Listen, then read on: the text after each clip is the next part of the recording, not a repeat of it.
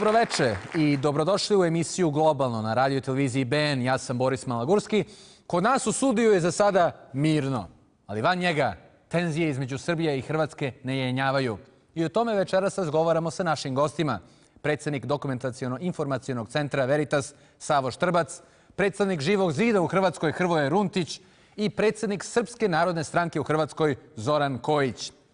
Pre nego što nam se pridruže gosti, par zapažanja, znate da volim tako na početku emisije. Pored svađe Zagreba i Beograda, vlada Hrvatske je uspjela da se posvađa i sa delom svojih građana. Naime, koordinacija 10 jevrejskih opština u Hrvatskoj odlučila je da ove godine bojkotuje tradicionalnu komemoraciju žrtvama Jasenovačkog logora 22. aprila. Na što su iz vlade Hrvatske razočarano reagovali porukom: iz vlade žale što ove godine neće biti Židova u Jasenovcu. Čekajte, kakav je ovo naslov? Žale što neće biti Jevreja u Jasenovcu? Pa da li su oni normalni? Razumijem da su razočarani što Jevreji bojkotuju komemoraciju, ali ne možete baš toliko da se vraćate u prošlost sa željama. Šta je sljedeće? Vlada žali što neće biti Srba u Jasenovcu? Srpsko narodno vijeće ostaje pri svojoj odluci tome da nećemo sudjelovati na službenoj komemoraciji. Znači ni Srbi ne dolaze u Jasenovac. Ali vlada samo žali što neće biti Jevreja u Jasenovcu. Pa kakva je ovo diskriminacija?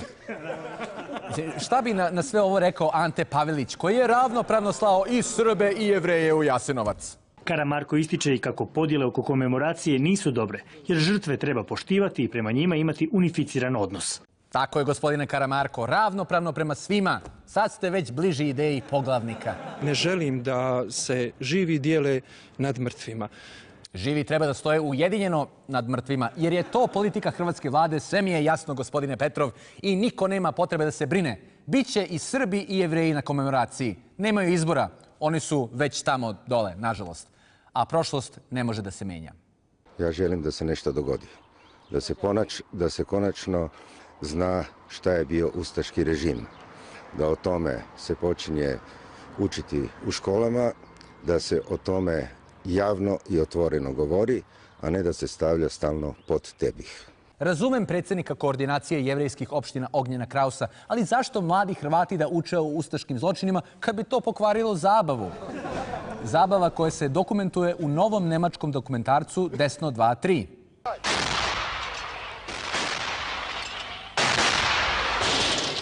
Es gibt auch eine andere Version der Geschichte.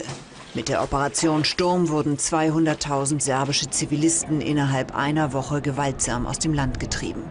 5.000 ihrer Häuser niedergebrannt, über 1.000 Todesopfer forderte die Offensive, bei der auch die Stadt Knin völlig zerstört wurde. Wir haben diese Stadt wieder zurückerobert von den Serben. Das ist für uns das Weihnachten.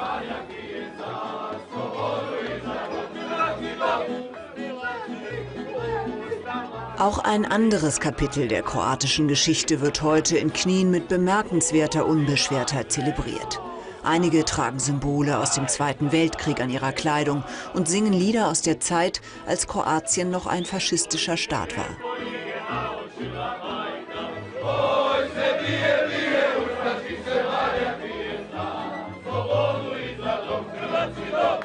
Die schmissigen Volkslieder klingen heiter, doch das täuscht. Ihre Texte verherrlichen das faschistische Ustascha-Regime.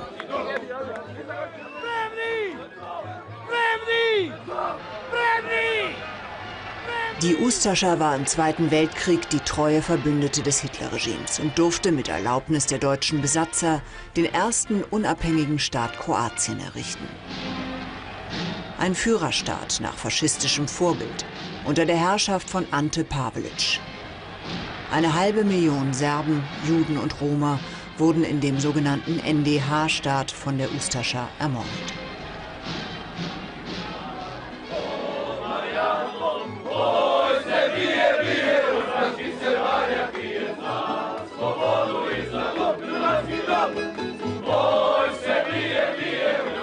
Offiziell sind in Kroatien faschistische Symbole, Parolen und Gesänge verboten.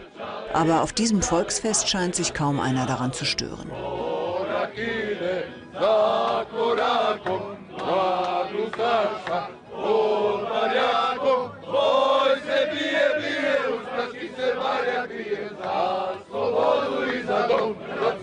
Ja sam apsolutno šokiran. Pa oni pevaju pesmu Marširala kralja Petra Garda sa izmenjenim rečima. Ko je ovde plagirao koga? Na hrvatskoj Wikipediji sam našao tekst kako je originalna pesma zapravo Marširala Jelačića vojska, a da su sve ostale, uključujući i ovu ustašku verziju, plagijati. Dok pored Marširala kralja Petra Garda ima i verzija Istrčale beogradske dame. Pa za mene je ovo apsolutni šok. Naši narodi ne samo što vole istu muziku, već identične melodije uzimaju za ustaške i četničke pesme. Pa daj, budite malo kreativni ljudi. Ako mrzite, mrzite kvalitetno ili nemojte da mrzite. A bolje nemojte da mrzite, ako mene pitate. Ipak strahote iz doba ustaša ne treba da se ponove. NDH je bila najmanje nezavisna i najmanje je štitila interese hrvatskog naroda, a ustaški režim bio je zločinački režim.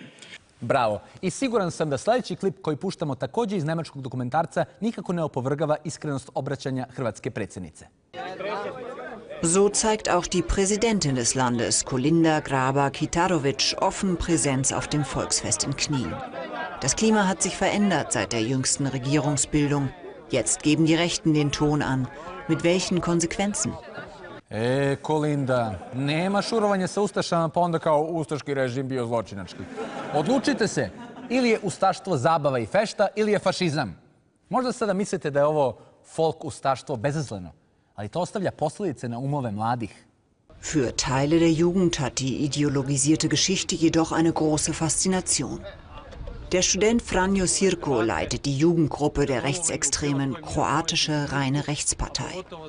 Heute ehren sie den Parteiengründer Dr. Ante Starčević, Vorkämpfer für die kroatische Unabhängigkeit im Habsburgreich und bekennender Rassist. Eine Stunde Autofahrt entfernt von Split, ein weiteres Volksfest. Auch hier in der Stadt Kavoglave versammelt man sich am Unabhängigkeitstag, um zu feiern. Wie in Knien kommen hier Menschen aus allen Gesellschaftsschichten zusammen. Die meisten wollen den 5. August feiern. Wir feiern die Operation Sturm. Damit haben wir unser Land befreit. Das wollen wir feiern. Free our country. We're planning to party.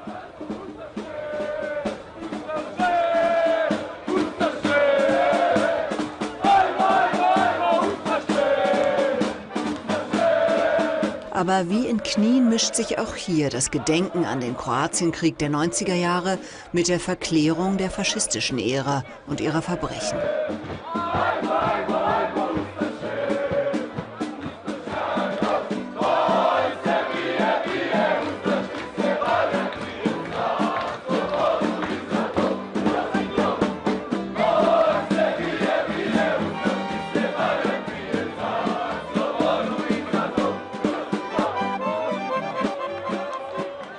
Auch hier wird reger Handel mit eigentlich verbotenen Ustascha-Insignien getrieben.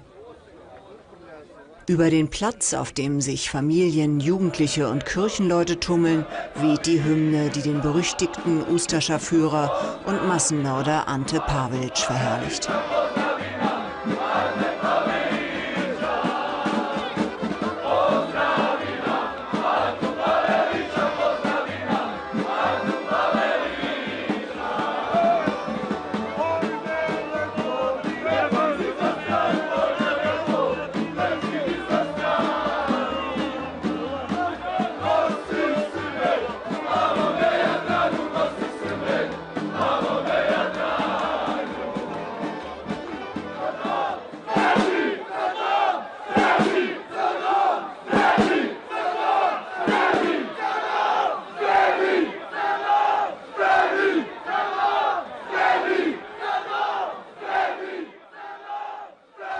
Za ludnicu ste vi spremni.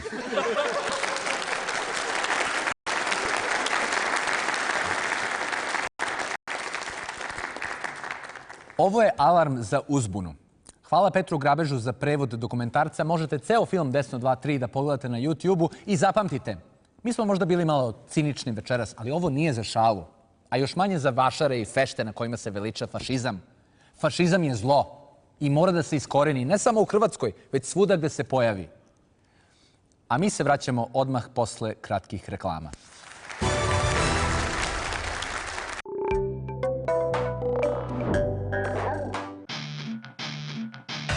Sprint ti donosi popust na dopunu. Dopuni svoj račun iznosom od 20 km, a dopunu plati 10 km. Popusti se uz Friend. Mtel. Imate prijatelje. Muškarci moraju biti spremni za izazove. Nova Nivea Men krema super se brzo upija i nije masna. Osjećaj se dobro u svojoj koži. Muškarci, ovo je vaša krema. Nova Nivea Men krema. Za tvoje ruke, lice i tijelo. Nivea Men. Počinji s tobom. Blitznet akcija. Internet i svi paketi sa internetom uz 50% popusta na mjesečnu pretplatu prvih 6 mjeseci. Blitznet. Ovog vikenda Šunka delikates, kilogram 685. Sir feta, somborska, 900 grama, 7,50. Sok jabuka, liter, 1 km. Troslani toalet papir violeta, 16/1, 5,95. Tropik i Moj market. Isplati se. Kola, limun, narandža. Osvježenje za cijelu porodicu. Sokovi Spektar Drink. Kada kuvate, kuvajte s ljubavlju. Briž Brčko. Na odjelu obuće i tekstila potražite džins suknja 35, ženska bluza 16,50, muške patike 39,90, ženska majica 6,50, muška trenerka donji dio 14,50. Kupujte sa zadovoljstvom. FIS. Duet Ultra i Oziri su osnova za dobru zaštitu svake pšenice. Ja vam kažem kako treba, a ti radi kako hoćeš. BASF. We create chemistry. Renomirani hotel u srcu Banja Luke u čijem sklopu posluje i čuveni ekspres restoran. Organizacija seminara i poslovnih sastanaka su naša specijalnost. Provedite ugodne trenutke i osjetite svu toplinu i gostoprimstvo hotela Vidović. Zaboravite na obnavljanje kose kakvo poznajete. Važna je preciznost. Konačno nešto revolucionarno. Novi Nivea Repair and Targeted Care. Precizna Kera Detect formula prepoznaje oštećene dijelove kose i obnavlja ih baš tamo gdje je potrebno. Rezultat? Obnovljena, zdravija i ljepša kosa. Novo Nivea Repair and Targeted Care. Nivea njeguje ljepotu kose. Vrijeme je za uživanje u prirodi, zato smo za vas pripremili ponudu koju nećete moći odoljeti. Roštilj 9,95, stolica 7,95, stol okrugli za samo 27,45, suncobran po cijeni 7,95. Bingo, kralj dobrih cijena.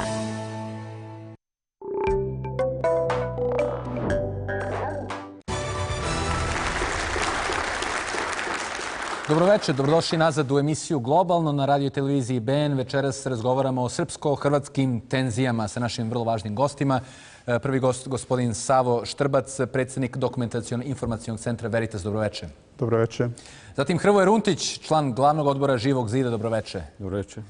I na kraju Zoran Kojić, predsjednik Srpske narodne stranke u Republici Hrvatskoj. Dobroveče. Dobroveče. Gospodine Štrbac, za ljude koji nisu upućeni u dešavanje u proteklih par dana pa i nedelja, o kakvim se tu tenzijama zapravo radi između Srbije i Hrvatske? Pa rekao bih najjača je tenzija oko blokiranja Hrvatske puta ka Evropi, Srbiji, je li tako? To se pojavilo prošle nedelje. Zbog čega? Pa Hrvatska traži od Srbije da ispuni 3 preduslova da bi oni dali saglasnost, je li? Da se samo otvori poglavlje 23, a to je poglavlje o pravosuđu i osnovnim pravima. Dakle, traže da Srbija iz svog zakona o ratnim zločinima, to je kolokvijalni naziv, izbaci regionalnu i univerzalnu nadležnost za suđenje za ratne zločine. Zbog čega se to traži od Srbije? Pa šta vam znači regionalna nadležnost? Da je sud u Srbiji i tužilaštvo da su nadležni za sve zločine koji su se desili na području prethodne Jugoslavije u ratu 90. godina. A Hrvatima to smeta. Oni zapravo neće da bilo ko sudi njihovim veteranima, učesnicima u tome ratu. Ako već neko treba, da oni to sude. A pošto oni to rade malo pomalo na kašičicu, onda u Srbiji, po mom mišljenju, treba zadržati tu univerzalnu nadležnost. Drugi uslov ili preduslov jeste da se poštuje sporazum o položaju nacionalnih manjina. Taj sporazum su Hrvatska i tad je još bila Srbija i Crna Gora potpisali 2005. godine. Tad su Hrvati u Srbiji dobili status nacionalne manjine. Ja sam pročitao taj sporazum nekoliko puta i po tome se može svašta tražiti. Kad god hoćete možete tražiti, aha, malo je ovo, dajte još malo nešto, dodajte. Koliko sam shvatio, službena Hrvatska bi htjela da Hrvati u Srbiji imaju zastupnika ili narodnog poslanika u parlamentu Srbije, što sad nije slučaj. I šta bi jaše treća stvar? Dobro, ali i u Hrvatskoj postoji zastupnika koji su srpske nacionalnosti u Hrvatskom saboru. Da. U Hrvatska ima zakon ili ustavni zakon o nacionalnim manjinama i u tom zakonu stoji jedna odredba da nacionalna manjina koja učestvuje sa najmanje 1,5% u ukupnoj populaciji mora imati bar tog jednog zastupnika u Saboru, jel? Tako Hrvati imaju sada trojicu, zato što ih je po zadnjem popisu bilo 4,36%. Po zadnjem popisu iz 2011. u Srbiji je bilo 57.900 Hrvata. U procentima je to 0,81%. Tako da kad bi Srbija imala isti aršin, taj procenat za ulazak u parlament, onda ne bi, kao Hrvatska, onda ne bi ni onako koliko ih je sada imali mogućnost da uđu samostalno u parlament. Ali zbog čega to sada sve Hrvatska traži odjednom? Zašto su sada odlučili da blokiraju put Srbije u Europsku uniju? Pa ovo je samo za jedno poglavlje. Znate, mnogo ima poglavlja i Hrvatska će praviti, po meni, po mom mišljenju, pravit će i kod drugih, kad se budu druga poglavlja otvarala, pravit će im probleme. Zbog čega? Pa već je postalo pravilo. Italijani su recimo pravili Slovencima, Slovenci su pravili i Hrvatima, a Hrvati će, iako su obećavali da neće praviti, da neće oni biti prema Srbiji i prema ostalim susjedima kao što su bili Slovenci prema njima, znajući kako se Hrvati ponašaju prema Srbima. Inače, generalno, ja sam govorio da je to bila mala maca što su njima radili Slovenci prema onome što će oni raditi Srbima. Znate, tu još i problem, doći će problem granica, doći će problem nestalih, doći će problem svega i svačega. Ali ono što se vrlo malo govori u javnosti ima i treći preduslov, a to je saradnja Srbije sa Haškim tribunalom. To traži Hrvatska. Ali za Srbija već ne sarađuje sa Haškim tribunalom. Vjerujte mi da sam razmišljao o tome dosta šta sad to treba da znači. Malo komentara ili ih uopšte nema o tome.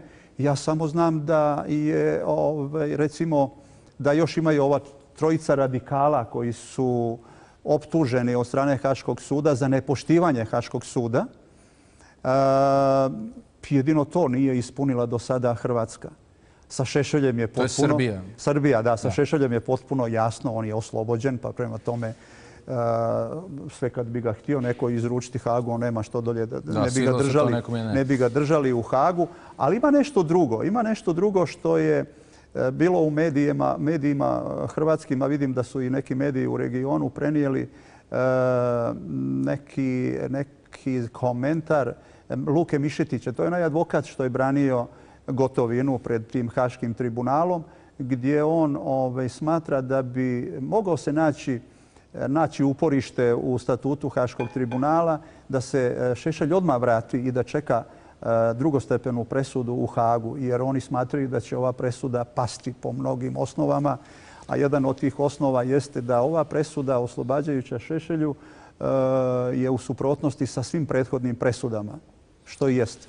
Dobro, to ćemo još da vidimo. Gospodine Runtiću, kako vi komentarišete, evo, pre svega sve što je gospodin Štrbac rekao i generalno tenzije koje se stvaraju ili fabriku između Srbije i Hrvatske? Generalno, ja ne bih ulazio odnosno vraćao se u 90. i govorio uopće o tim odnosima. To je bilo jedno vrijeme apsolutnog ludila. i mislim da je nakon 2,5 desetljeća vrijeme da se okrene nova stranica u hrvatsko-srpskim odnosima. Što se tiče ovih aktualnih napetosti između Hrvatske i Srbije, ja sam jučer u jednom razgovoru sa prijateljima rekao da ne razumijem uopće gdje su te napetosti. Po mom mišljenju, odnosi Hrvatske i Srbije nikad nisu bili bolji. Pomažu jedni druge u predizbornim kampanjama. Te navodne napetosti se koriste, najvjerojatnije ste pratili nedavne parlamentarne izbore u Hrvatskoj. I tad su bile tenzije. Kada su, znači, parlamentarni izbori u Hrvatskoj završili, prestala je priča o tome. Međutim, ono što je po meni bitno je da razgovaramo konstruktivno o tome što će biti sutra. Ako ćemo se stalno vrtiti kao maca oko vruće kaše, oko tih 90-ih za koje ove mlade generacije zaista, po mom mišljenju, nisu zaslužile da žive u takvom ozračju, nego mislim da je 25 godina bilo više nego dovoljno za tu prokletu mržnju između dva naroda koja su susjedna naroda. Mislim da sam jutros čitao izjavu ministra vanjskih poslova Srbije Dačića, je li tako, koji je rekao, i s tim se slažem, da recimo između Njemačke i Francuske su bile takve strašne stvari su se događale kroz njihovu povijest. Ali već 10 godina nakon Drugog svjetskog rata su uspjeli sjesti za stol, stvoriti nekakvu uniju oko nekakvih gospodarskih pitanja i tako dalje i danas su oni tu gdje jesu. Hrvatska i Srbija ako nastave na ovakav način funkcionirati, to neće biti dobro sigurno ni za jednu ni za drugu zemlju. Moj stav osobni je da u principu svako u Hrvatskoj ko na bilo koji način želi opstruirati Srbiju u bilo čemu i isto tako svako u Srbiji ko na bilo koji način želi opstruirati Hrvatsku u bilo čemu radi u stvari protiv svojih vlastitih nacionalnih interesa. S tim što Srbija baš i ne može da opstruira Hrvatsku. Pa sad u ovom trenutku ne može. To je ovo što je gospodin Štrbac rekao, to je ono šalje dalje, čini se. Ta suluda uopće europska priča oko Europske unije, oko tih pregovora, usklađivanja zakona između zemlje koja je kandidat i Europske unije, to je jedno ludilo i vi ćete vidjeti sada kroz pregovore koje će Srbija voditi šta su prošle one zemlje prije toga. Znači, Hrvatsku je blokirala Slovenija. Mi do dan danas nismo uspjeli odgovoriti na pitanje zašto. Znači, Hrvatska je bila blokirana u nizu poglavlja i to je djelovalo kao ucjena u nekim stvarima. U nekim stvarima je čak meni djelovalo kao nekakav osobni animozitet između njihovog premijera i našeg tadašnjeg premijera, famoznog Ive Sanadera. Ovo obećanje koje je spomenuo gospodin Štrbac, to je, mislim, bilo za vrijeme Jadranke Kosor. Kada je Jadranka Kosor čak poklonila Srbiji nekakve prevedene one dokumente koje će Srbiji biti potrebni na putu prema Europskoj uniji i tako dalje. I ona je obećala da Hrvatska neće opstruirati. Međutim, od tada su se promijenile dvije vlade. Bila je u međuvremenu vlada Zorana Milanovića koja je možda bila na toj liniji. Sada imamo vladu ovu koju ne znamo ni čija je to vlada. To je nekakav eksperiment, čini mi se, ponovno na Balkanu, koja se ponaša tako kako se ponaša. Mi u Hrvatskoj, jedna, mislim, skupina, ne svi, naravno, smo više nego razočarani načinom na koji ova nova vlada funkcionira. Ali zaključio bih, znači, time da mislim da je krajnje vrijeme. Mislim da je krajnje vrijeme.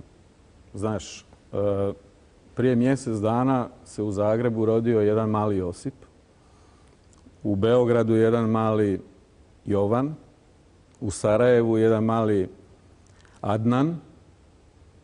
Ta djeca nisu zaslužila živjeti u onome što nisu ničim ni dotakla. I cijeli život provesti u tome i vrlo vjerojatno kada stasaju, nakon što se školuju, pobjeći sa ovog prostora. Jer ono što je danas najveći problem je mladi Hrvati bježe iz Hrvatske, mladi Srbi bježe iz Srbije, mladi ljudi u Bosni i Hercegovini bježe iz Bosne i Hercegovine. To je egzodus i mislim da ima veze sa tim pristupom toj Evropskoj uniji koja možemo kasnije razgovarati o tome šta su napravili u Hrvatskoj i šta čeka Srbiju. Gospodine Kojiću, kako ove tenzije između Srbije i Hrvatske utiču na Jovane u Hrvatskoj, na Srbe u Hrvatskoj? Pa evo, upravo ću se referirati na kolegu Hrvoja pa ću reći i mladi Srbi odlaze iz Hrvatske. To je ono što je ključna stvar i mi imamo strašan egzodus u posljednjih godinu ili 2 dana mladih Srba koji zaista glavom bez obzira odlaze iz Hrvatske. Naime, radi se o elementarnom egzistencijalnom pitanju, dakako, ali sa druge strane ne možemo se mi ni odreći niti ignorirati činjenicu da ovaj pritisak u javnosti, pritisak na terenu koji se svakodnevno stvara i koji se potpiruje, nije jedan od razloga koji nas tera putem Irske, Holandije, Norveške i mnogih drugih zemalja Europske unije. Naime, također moram spomenuti kada je kolega Hrvoja rekao kako su Francuzi i Njemci nakon 10 godina uspjeli da sednu za stol i da krenu neku bolju i svetliju budućnost. Naime, Hrvatska i Srbija to nisu mogućnosti s obzirom da nismo dorasli kao zajednice, kao narodi, da se suočimo zaista sa prošlošću na adekvatan način. S obzirom da sam ja te famozne 1991. godine bio polaznik u osnovnu školu, niti sam na bilo koji način niti mogu niti želim da snosim bilo kakve terete tih nekih prošlih vremena. Ali ne možemo pobjeći od činjenice da je 300 ili 400 hiljada, gospodin Štrbac, verujem da zna tačnu brojku, Srba iz Hrvatske koji se nisu vratili, koji ne mogu da ostvaruju svoja prava, a mi koji smo tamo preostali, ostali smo da statiramo. Naše mogućnosti su svedene na minimum, manevarski prostor zaista ne postoji, jer činjenica jeste da svaka vlast u Republici Hrvatskoj, da li u predizbornoj kampanji ili u toku obnašanja svojih dužnosti, se igraju i mašu sa ta famozna 3 ili 4% Srba u Hrvatskoj na način kako im to treba, pri tome uvek i iznova ponavljajući ono što ste napravili u vašoj uvodnoj špici, a to je srpsko biće i bitisanje, potpuna ignorancija njegovog kao takvog i, kažem, najava nekakvih zloslutnih vremena koja jednostavno ne sme proći, ali mi se svi moramo ograditi od toga. Da li će Hrvatska i Srbija imati nekakve bolje ili lošije odnose? Ko to može da garantuje? Da li su samo ta 3 uslova ključni faktori? Ne, nisu. Da nema ta 3, pojavila bi se druga 3 i pojavit će se druga 3. Da, to smo i rekli, samo vezano za poglavlje 23. Da, ovo je sad igrom slučaja jedan simpatičan bio. Jedna simpatična mogućnost da se to na adekvatan način i prikaže javnosti. I ne vidim suštinsku promjenu, ne vidim nikakav boljitak u nekakvom periodu koji dolazi pred nama, jer činjenica jeste da revitalizacija i rehabilitacija onog zloslutnog, onog zlog ustašoidnog i ustaškog režima koju danas imamo na delu je puno strašniji nego što je, mislim, bio u začetku protoklog rata. Evo i gledali smo inserte iz nemačkog dokumentarnog filma Desno 2.3 koji je nedavno objavljen i izazvao je buru i u hrvatskoj i u srpskoj javnosti, objavljeno je u medijima. Evo, pogledali smo par klipova, malo smo nešto i preveli na srpski. Gospodine Štrbac, kako vi komentarišete i ove inserte iz filma koje smo pogledali i generalno tu priču o suočavanju sa prošlošću koju je gospodin Kojić pominjao, a koje se često poteže u Srbiji, a nisam siguran koliko se poteže u Hrvatskoj. Dakle, kakva je situacija po pitanju suočavanja sa prošlošću u Hrvatskoj? Katarzu ili suočavanje s prošlošću potežu sve strane. Samo misle da oni drugi nisu prošli katarzu, a da oni jesu. Tako Hrvati prigovaraju Srbima, to možete vrlo često čuti, da trebaju se suočiti sa prošlošću, a u Srbiji prigovara se Hrvatskoj. Ja se bavim tim pitanjima ovih posljedica rata 90-ih, pa onda neminovno se to reflektuje i na one prethodne ratove. Ja sam pobornik onih koji kažu da je rat 90-ih nastavak rata 40-ih, tako što nije onaj rat nikad okončan na pravi način. Tad je bio bratoubilački rat između ostalih kvalifikacija tog rata. Desili su se strašni zločini, posebno na području NDH Azije, ali nije došlo do te katarze na pravi način. Gradilo se bratstvo i jedinstvo za vrijeme Tita, i onda su se ti strašni zločini stavljali pod tepih ili u ormare. I zato nam se desilo da su kosturi izašli 90-ih iz tih ormara, ispod tepiha, i desio se još jedan težak građanski rat. Ako se i sada ne završe na pravi način ovi ratovi, može se ponovo u budućnosti očekivati nešto slično. Ti ratovi građanski, u Hrvatskoj se ne slažu da je to bio građanski rat. Mi kažemo da jeste. Kad ratuju jedni protiv drugih i kad se ubijaju međusobno građani iste države i državljani iste države, makar to bilo i republičko državljanstvo ili onda savezno državljanstvo, jugoslavensko, to može biti samo građanski rat. Mi smo imali još i rat građanski s primjesama vjerskoga, tako, i došlo je do tih rezultata koji su opšte poznati. Ja lično mislim da je u Hrvatskoj najmanje se radilo na suočavanju s prošlošću. Hrvati su izišli iz rata 90-ih i kao žrtva i kao pobjednici. A to ne ide jedno s drugim. To ne biva u istoriji. To se desilo u Hrvatskoj, ali to ne može tako da opstane. Ne možete biti jedno i drugo. Mi Srbi, posebno mi Srbi iz Hrvatske, smo okarakterisani kao zločinci, kao krivci za sve što se dešavalo 90-ih, a zapravo smo, kad se malo razgrne ona površina, mi smo najveći gubitnici. Samim tim što nas tamo nema preko 400.000, a evo samo i par ulaznih podataka da ne lupamo na pamet. Govorit ću podatke službene Hrvatske. 1991. godine po službenom popisu u Hrvatskoj je bilo 582.000 Srba i bilo je 106.000 Jugoslovena. Među Jugoslovenima, u čemu se slažu demografi, i na cijelom prostoru bivše Jugoslavije bilo između 60 i 80% Srba. Na popisu 2011. Srba je bilo 196.000, a Jugosloveni se mogu svesti na statističku grešku. Mislim da ih je bilo nekih 331 ili 2. Dakle, to je ta računica, pa neka računa kogod hoće, nestalo je tamo preko 400.000 Srba. Imali smo zadnji popis 2011. Ja pratim i šta se zbiva poslije 2011. godine. Državni statistički zavod, valjda se tako zove u Hrvatskoj, od 2002. godine pravi migracije na godišnjem nivou. Koliko se iz koje države vraća u Hrvatsku i koliko iz Hrvatske odlazi prema svim državama svijeta. Normalno, mene najviše interesuje odnos Hrvatske i Srbije. I imate ovako par godina, tamo 2002. do 2005. vraćalo se nešto više Srba iz Srbije u Hrvatsku nego što ih je iz Hrvatske odlazilo u Srbiju. Od tada imate ovakav situaciju da mnogo više Srba odlazi iz Hrvatske u Srbiju nego što ih se vraća. To je bilo prije 2 godine, jer za prošlu godinu i nema još podataka. Bilo je čak 5 Srba odlazi, a 1 se vraća. To je takozvani tihi egzodus. Ljudi ne odlaze, ne napuštaju svoja ognjišta zbog dobra. Odlaze zbog toga što im se nešto ružno dešava. Gospodin Runtiću, vaš komentar na ovo što gospodin Štrbac opisuje kao tihi egzodus i generalno na temu suočavanja s prošlošću, vi ste rekli da ne treba se vraćati u prošlost, ali evo gospodin Štrbac kaže da treba da se čovjek suoči. Treba se svakako suočiti sa prošlošću, to je jasno. Međutim, to natjecanje između Hrvata i Srba, ko se više treba suočiti sa svojom prošlošću, je suludo. Svako se treba suočiti sa vlastitom prošlošću.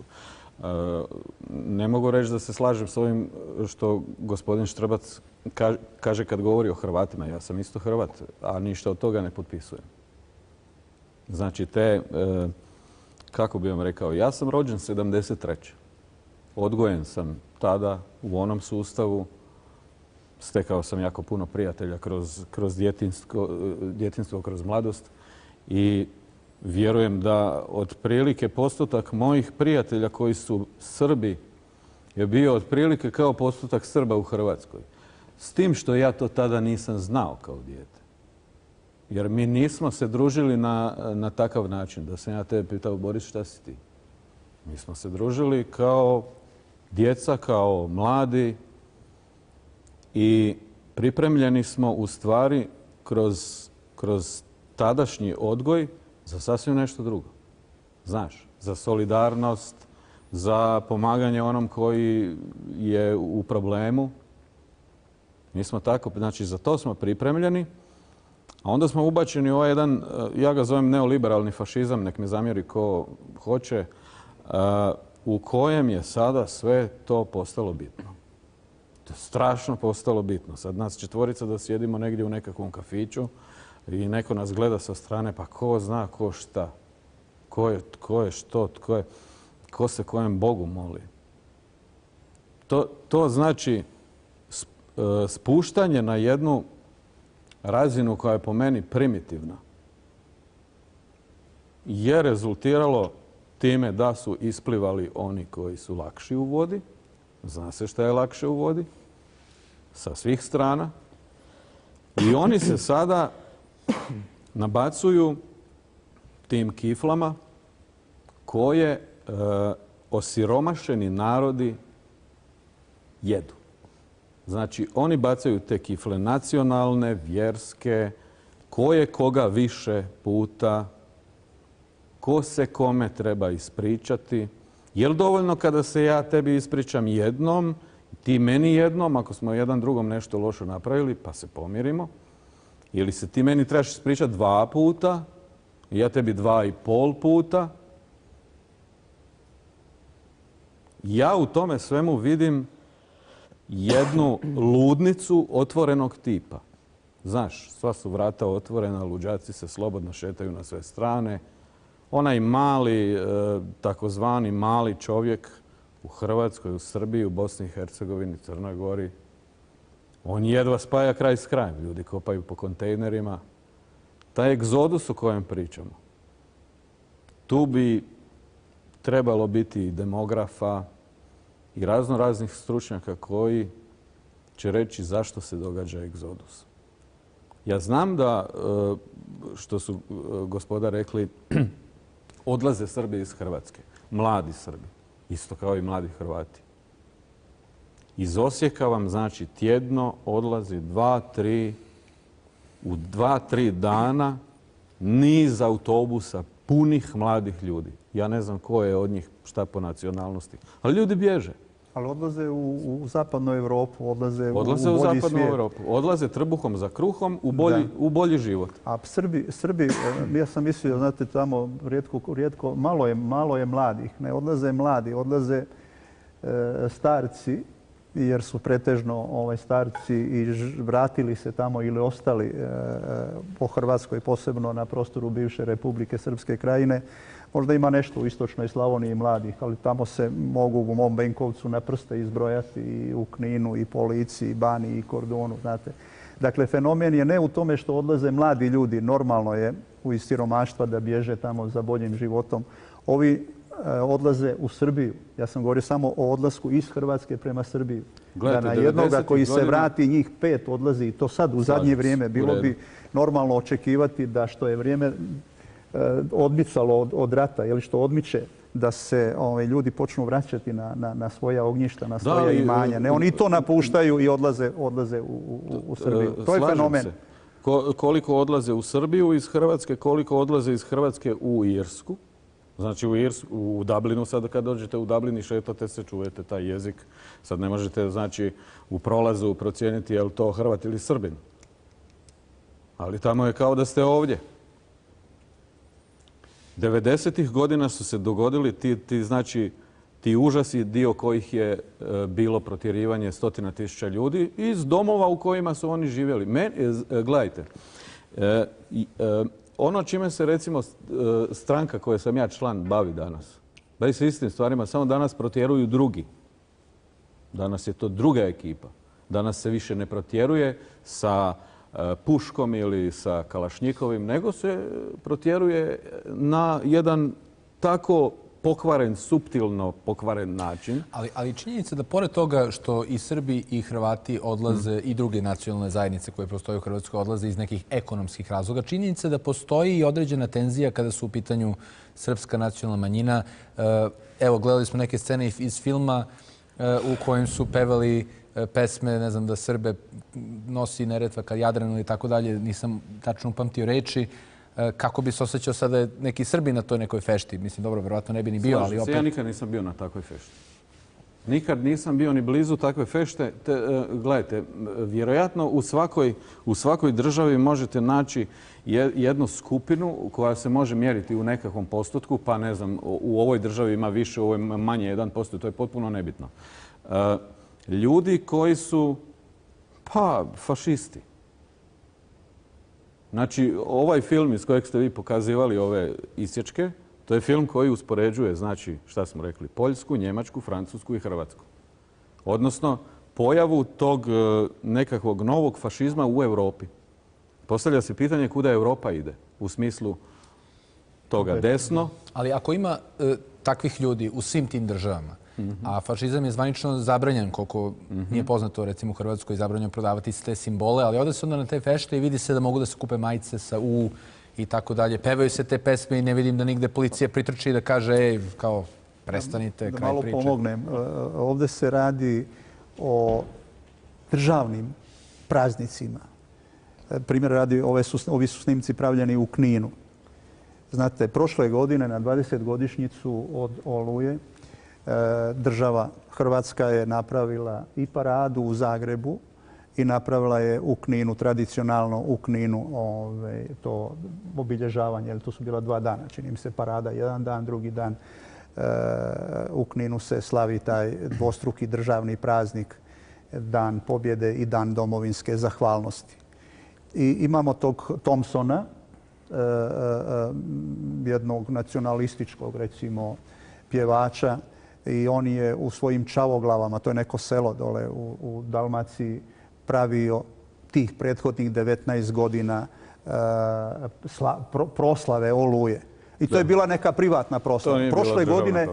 Prošle godine su ga doveli u Knin. Država ga je dovela u Knin jer on sa svojim dolaskom, prisustvom će prikupiti više, mnogo više obožavaoca, mnogo više publike nego što to država zvanično može da, i što ih je prikupljala. Uvijek ih je bilo više u Čavoglavama nego u Kninu. I to je strašno. Mislim, što država to podržava. I Kolinda, vidjeli smo predsjednicu države da se ona druži upravo sa tim elementima koji nose one oznake fašističke. Gospodine Untiću, vi se ne slažete da je to državni praznik? To što se događa u Čavoglavama, to nije državno. To nije pod pokroviteljstvom države. Znači, prošle godine, govorimo o prošle godine, ja ga nisam vidio tamo. Thompson u Kninu, on je održao glavni koncert. Bio je prošle godine taj vojni mimohod i bila je proslava u Kninu. To je ono što je pod pokroviteljstvom države svake godine. A ova fešta tamo, ja na toj fešti nikad nisam bio, čuo sam priču, čak nisam ni vidio ove snimke nikada, jer me to zaista ne zanima. Jednostavno, meni je to strano. Ja znam da se to tamo događalo, znam da je tamo bilo više ljudi, tamo je bilo znači alkohola, hrane, to se dijelilo, bio je koncert njegov i tako dalje. On vam gdje god u Hrvatskoj napravi koncert, na taj koncert će uvijek doći 50.000 ljudi. To su ljudi koji dolaze autobusima, znači ako će on napraviti koncert u, ne znam, u Osijeku, njemu će u Osijek doći ljudi iz Zagreba autobusima na koncert i tako dalje. To se tako ponavlja. To vam je jedan... To je jedna te iste ekipa. Dakle, država ga angažuje da pravi u Kninu, to je u sklopu državnog obilježavanja. O tom pričamo. Onih 19 godina, to sam i rekao da je to bila neka privatna zabava, ali ova me interesuje od prošle godine. Čovjeku kojem pola Europe je zabranila dolazak u države da drži koncerte, je li tako, svoje, Hrvatska država ga angažuje da uljepša, uveliča taj praznik. Ja zaista ne mogu ovo potvrditi, zato što nisam, ovo je prvi glas da je država angažirala Thompsona, mislim da nije, ali i to bi bio prvo u Hrvatskoj takav skandal da bi o tome, znači, se tjednima pisalo u svim novinama. Nisam siguran da se to dogodilo. Nisam siguran ni da bi to bio tako veliki skandal koji bi se provlačio kroz medije na taj način. Naime, mi smo imali priliku da vidimo, onako vrlo tiho se provlačilo kroz medije kad su neki ministri iz nekih bivših vlada, čak levih vlada, pevali Juru i Bobana. Predsjednici gradskih veća određenih gradova, mi imamo priliku da i njih vidimo kako isto sa jednakim žarom, poput ovih sa scena koje smo malo čas vidjeli, pevaju Juru i Bobana, to je jedna zloglasna pesma, ustaška također. I jednostavno, da se mi razumemo, sad da li u Kninu ili u Čavoglavama, bilo koja proslava, da li se ono održavalo u Bjelovaru, Vukovaru, Varaždinu, to uopšte više nije bitno. Bitno je da institucionalno, dakle policija, ne čini ono što treba da čini. Imamo zakone, zakonske norme jesu uspostavljene, fašizam je kao takav zabranjen, ustaški simboli također, ali mi danas imamo saborske zastupnike i to vrlo istaknute, koji ne žele da se odreknu niti pozdrava za dom spremni, čak idu do te mere da javno zagovaraju i rehabilituju taj famozni i pozdrav, a znamo mi šta taj pozdrav znači. I šta on znači za preostali srpski korpus u Republici Hrvatskoj, nacionalni korpus, da ne bude zabune, a pogotovo i za zdravorazumske Hrvate koji se neće pomiriti sa tim. Oni koji kažu da treba da se legalizuju, kažu to je stari hrvatski pozdrav. Šta taj pozdrav zapravo znači? Pa stari hrvatski pozdrav, pa pazite, vi uvijek možete iznaći nekakvu formulaciju kojom želite nešto da upakujete, da obmanete javnost. Ja sam malo stariji, pa dakle, ako je i bio stari hrvatski pozdrav, on je tokom Drugog svjetskog rata, kako bih rekao, poprimio potpuno nove konotacije. Kao što je svastika nekad bila simbol mira ili tako nešto. Dakle, svastika ne znam kad je još u predistoriji, negdje se nailazi. Dakle, da. To je isto tako i sa ovim pozdravom. Na drugu stranu okrenuo. On sam po sebi ništa ne znači. Mene jedan Hrvat iz Splita svaki dan nazove i počne za dom spremni, pa onda dodaje trosobni, a moga bi četvorosobni.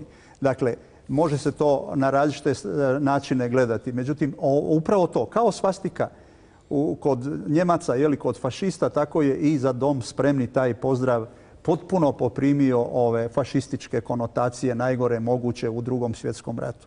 Ja ne osporavam da je to bio nekakvi stari pozdrav, mogao je biti i ne znam vjekovima, ali ako se nešto promijeni i dobije potpuno novu konotaciju, onda to treba zaista izbjegavati i ne primjenjivati. A Hrvati se, ili ovi, ne vjerujem ja kad kažem Hrvati, mislim na ove, više na službenu Hrvatsku, ne mislim na Živi zid, to su ovako dobri momci, ono što sam ja mogao vidjeti, simpatični, oni se bore za univerzalna nekakva univerzalne vrijednosti. Vidim da ih politika mnogo i ne interesuje, oni idu tamo nešto od čega se živi, što bi se reklo, Ali, znate, ovo što je... Ali imam jedno kontrapitanje vezano za dom spremni.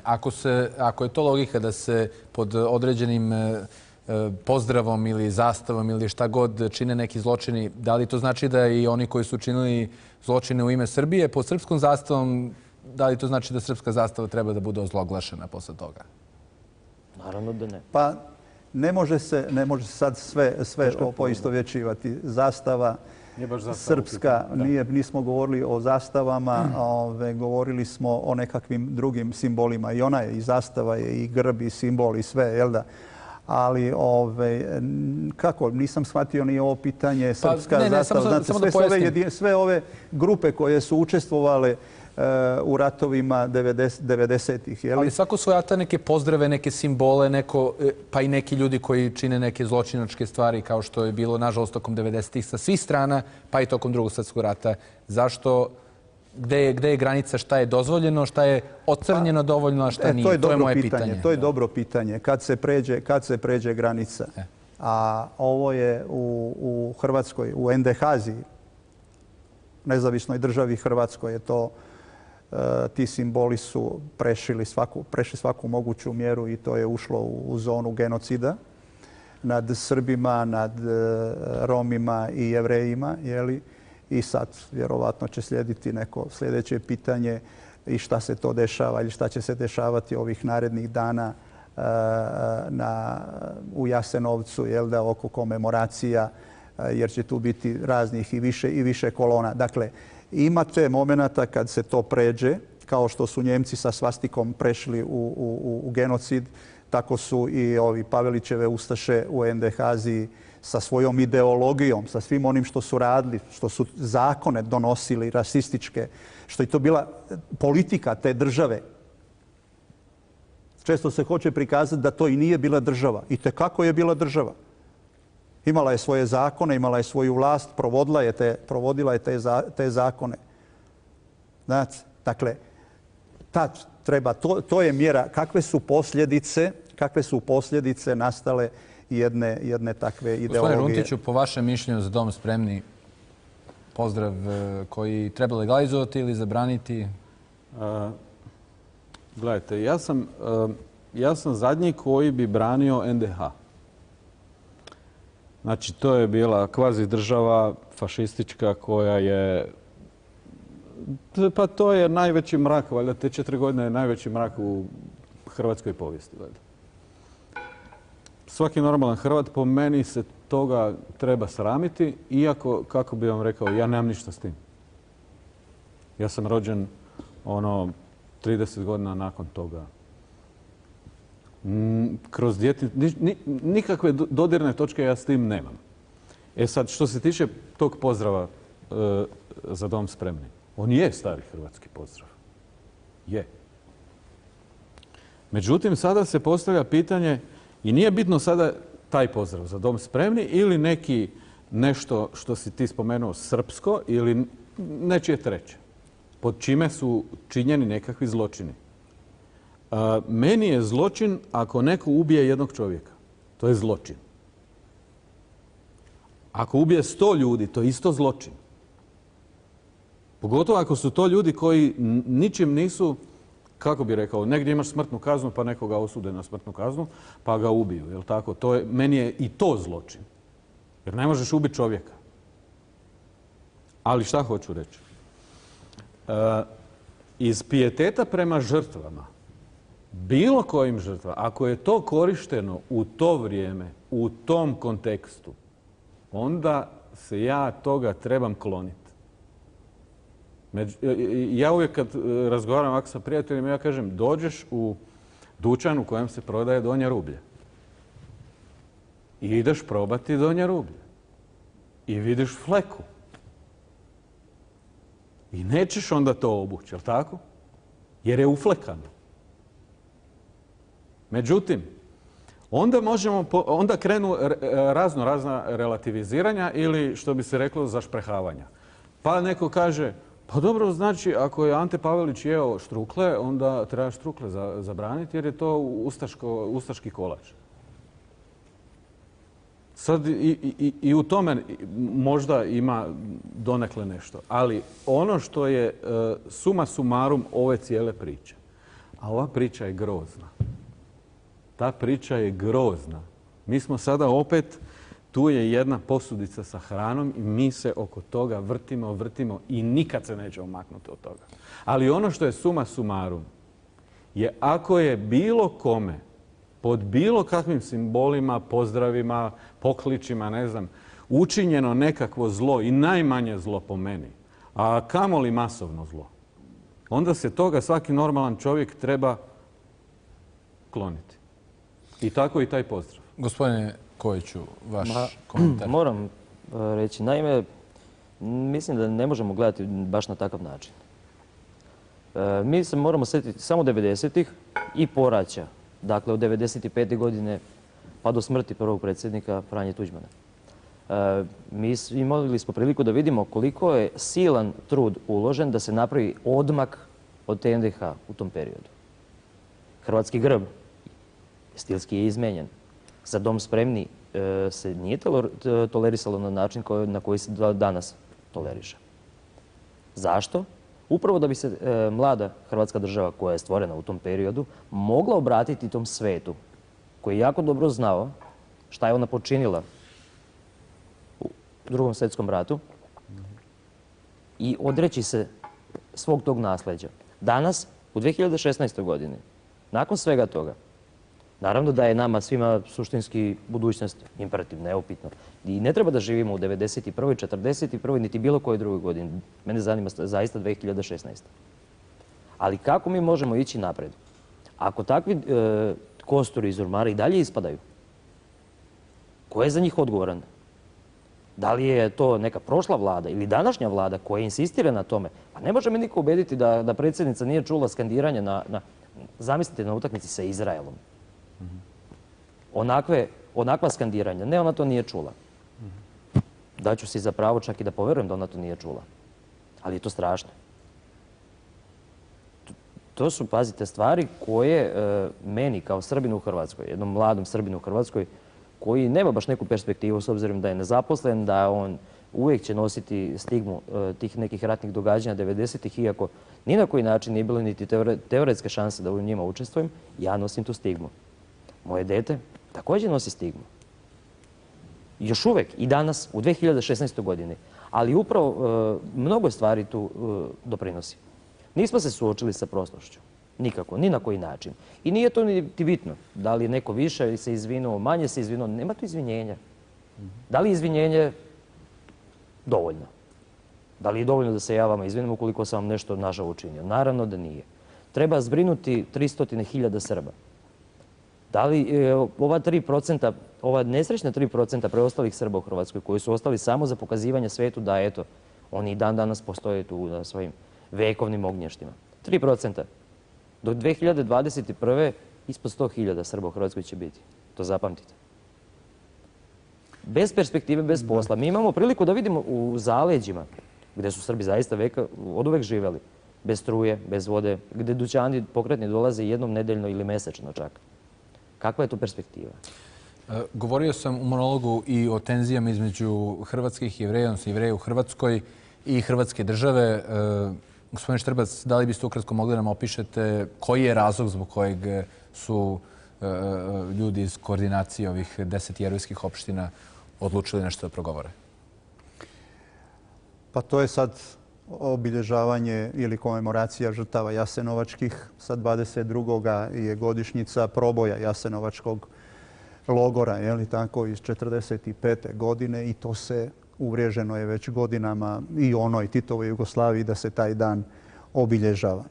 Ove godine, a zadnjih godina od ratova 90-ih godina, obilježava se na 2 lokacije u Republici Srpskoj, u Donjoj Gradini i u Hrvatskoj, u Jasenovcu. To je sa obe strane, sa lijeve strane i sa desne strane Save.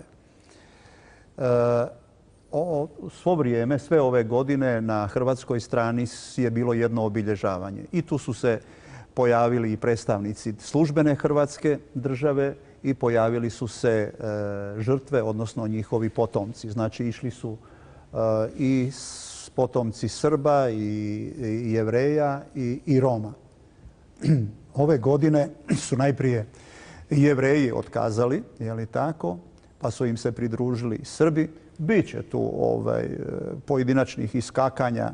Vidio sam tamo neki Srbin, neki Vlahović, već rekao da će on ići. To su sad ovi mangupi što kažu da željni par minuta, kako bih rekao, medijske pažnje, pa će oni napraviti sve da se pojave, da budu kontra svojih.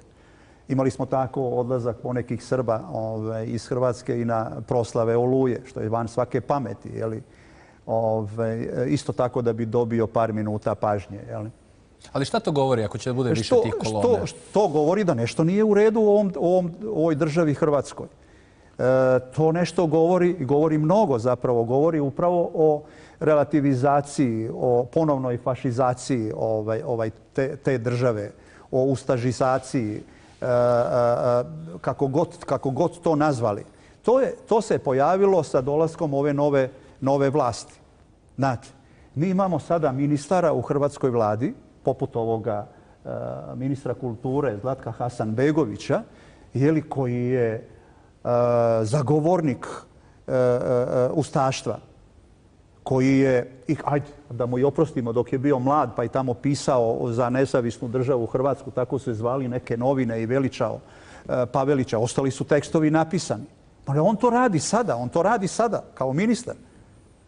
Jeli, pa kad ga natjeraju, onda on nešto se pravda, ali to pravdanje još samo potvrđuje da je on... Ali kad vi govorite o fašizaciji društva, o ustašizaciji društva, to nije točno. Jer reakcija kulturnih radnika, većine kulturnjaka u Hrvatskoj, na imenovanje tog, ne znam kako bi nazvao tu nakupinu Bjelančevina, je bila takva da znači većina kulturnjaka u Hrvatskoj su izlazili na ulice. To vam je ovo. Vi možete prosvjedovati. Mi radimo šta hoćemo, a vi možete prosvjedovati. Možete se ne slagati s tim. Iskoristite sve demokratske poluge da iskažete svoje, znači, negodovanje. I nikom ništa. Sve ovo što mi pričamo sada se svodi samo na jednu stvar, a to je divide et impera. Sad smo ustanovili jednu stvar. Da se društvo polarizira, ne samo u Hrvatskoj. To je paneuropski problem. Znači, ja gdje god se okrenem, ne mogu vjerovati šta se događa. Ali nemamo na vlast. Mi u Hrvatskoj imamo vlast, drže takvi ljudi. To je problem. Ni svuda u Europi. Imali smo i na ovom filmu uvodno, jel da, Arte, isto tako. Gledajte, ne bih ja rekao da je kompletna vlast. Profašistički elementi. Ali ovdje vlast učestvuje u svemu tome. Ovdje je problem vlast. Ne bih ja rekao da je to cijela vlast. Ali ta tišina, ta šutnja, znači ja znam neke ljude koji jesu, znači sada obnašaju vlast, koji se apsolutno ne slažu s tim i protiv toga su. A ta šutnja, meni to nije jasno. Šutanje je opravdanje. I samo da završim misao. Znači, podijeli, zavadi, pa vladaj. Hrvatska, kao i mnoge druge države, je podijeljena na lijeve i desne. Ali u ostalom, možda se postavi pitanje ko je izabrao ovu vlast. Da li su ljudi koji su birali Most, birali Most sa HDZ-om? Izabrala je jedna manjina koja je prevarena, gospodina Oreškovića, za koga nisu ni znali ko je, a sad je premijer. Tako je. Ajmo ovako. Da budemo fair. Sad idemo u širinu. Sad da završimo misao. Znači, onda imate Židove i Srbe koji neće doći 22. nego će oni drugog datuma. Oni će drugog datuma doći u Jasenovac. Pa antifašiste koji će trećeg datuma. Antifašisti će Hrvati, znači antifašisti će trećeg datuma. Onda se među njima, među Romima, među Srbima se opet podijele. Pa ovi kažu mi idemo se da budemo dobri sa ovima koji su na vlasti, možda ćemo nešto dobiti. Na kraju su to osobni interesi kad gledaš. U mnogim tim situacijama su osobni interesi u pitanju. Ali je činjenica ne Hrvatska, ne Srbija, ne BiH, nego cijeli ovaj i europski i cijeli svijet ide u potpuno krivom smjeru. A da vidimo kako možemo da vratimo i naš region i svet u pravom smjeru. O tome pričamo odmah posle reklama.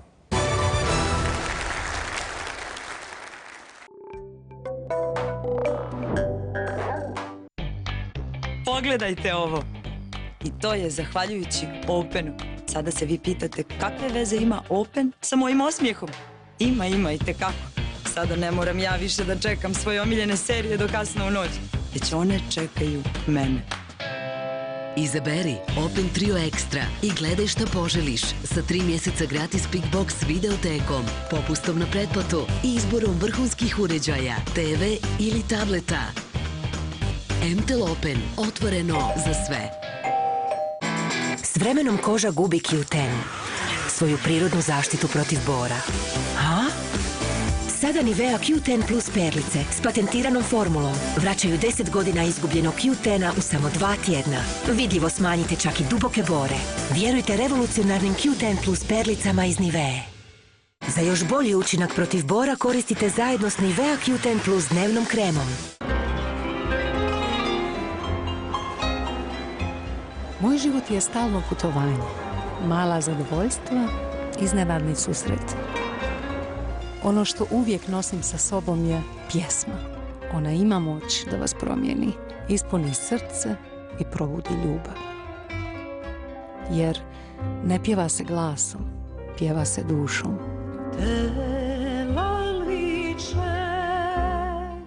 A moju dušu osvježava sarajevski kiseljak. To je moja tajna. Dođi i osvoji mega lokalni jackpot u automat salonima na svih 50 Mozart uplatnih mjesta. Iskoristi šansu da osvojiš i do 20.000 konvertibilnih maraka mega lokalnog jackpota. Mozart, dio tvog života. Svaka čast na pobjedi. Hajde da ja častim još jedan Audi. Dobar ovaj Audi. Izvini, možeš jedan krug? Uživaj u svom omiljenom pivu. Pronađi slova na unutrašnjoj strani čepa. Sastavi riječ Nektarijada. Pošalji čepove i osvoji Audi, Mercedes ili BMW. A za sjajne dnevne nagrade šalji SMS sa kodovima ispod čepova. Poživio! Nek je sasrećo! Rio Mare, najbolja tunjevina s najfinijim maslinovim uljem. Jedinstveni okus talijanske kuhinje koju voli cijela obitelj. Tunjevina Rio Mare, pravi okus Italije. Rio Mare u maslinovom ulju, 3+1 gratis, 8,95. Pikant Rio Mare, 5,95. Krema koja intenzivno njeguje, a nije masna? Da, postoji. Wow! Nova krema Nivea Care. Revolucionarna formula s laganim hidrovoskovima intenzivno njeguje kožu bez osjećaja masnoće. Za moje lice i tijelo. Wow! Nova krema Nivea Care. 100% bogata njega, 0% osjećaja masnoće.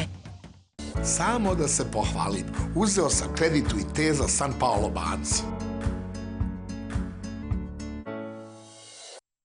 Zajedno smo sretni. Učestvuj u Fruktal Classic Moja porodica nagradnoj igri i možeš da osvojiš putovanje u Terme Čatež za cijelu porodicu, Fruktal majice ili pakete Fruktal proizvoda. Fruktal u saradnji s prirodom. Milka predstavlja nježnu čokoladu sa alpskim mlijekom, hrskavim lješnicima, slasnim malinama i komadićima čokolade u neodoljivom kakao kremu. Milka kolaž topi se u srcu. Neizostavni dio dobre trpeze. Cola Spectre Drink. Moje omiljeno piće od sada sa novim ukusom. Novi ukus kole Spectre Drink. Kad je sunčan dan, kad si radostan i čuješ sreće glas, i kad je prava ljubav oko nas, onda slavimo, ruke pružimo, za trenutke ove živimo zajedno. Vaša Violeta. Moje ime je Kapetan Super Snažan. Ja sam super heroj. Ovo je moja sestra Marija. Treniram je kako bi ona postala super heroj. Svim super herojima je potrebna raznolika prehrana i hranjivi doručak. Kao što su Nesquik žitarice sa cjelovitim zrnom, vitaminima i mineralima. Potražite Nestle žitarice za super početak dana. Blitznet akcija. Internet i svi paketi sa internetom uz 50% popusta na mjesečnu pretplatu prvih 6 mjeseci. Blitznet. Najbolje od Nivea njege sada u dezodoransu. 48-satna zaštita, jedinstvena Nivea njega koju osjećate cijeli dan.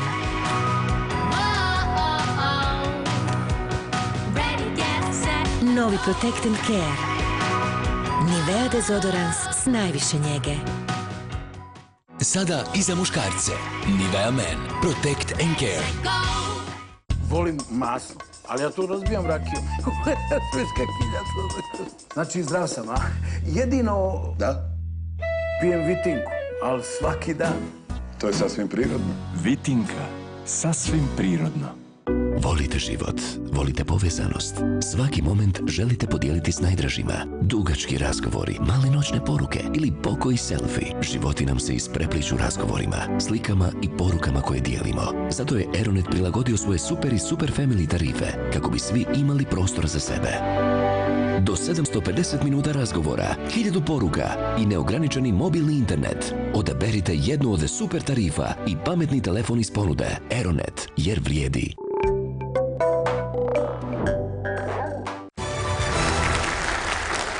Dobro večer, dobrodošli nazad u emisiju Globalno. Večeras razgovaramo o srpsko-hrvatskim odnosima ili tenzijama, kako bolje da kažemo, ovih posljednjih par dana i nedelja. Gospodine Runtiću, pominjali smo pre reklama ko je zapravo izabrao ovu vlast u Hrvatskoj. Da li oni zapravo imaju legitimitet da predstavljaju državu i njene građane kada imamo u vidu da je premijer neko ko nije direktno izabran, odnosno nije izabran, niko nije znao da je i on u opciji za tu igru, a i Most za koga su građani glasali, misleći da su ona neka alternativa, zapravo su ušli u koaliciju s HDZ-om. To su pitanja na koja bi se mogla potrošiti cijela jedna ovakva emisija i ne bismo došli do... Ali moramo ukratko. Ali moramo.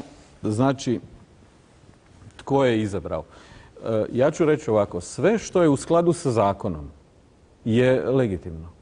Ili što nije u suprotnosti sa nekim zakonom je legitimno.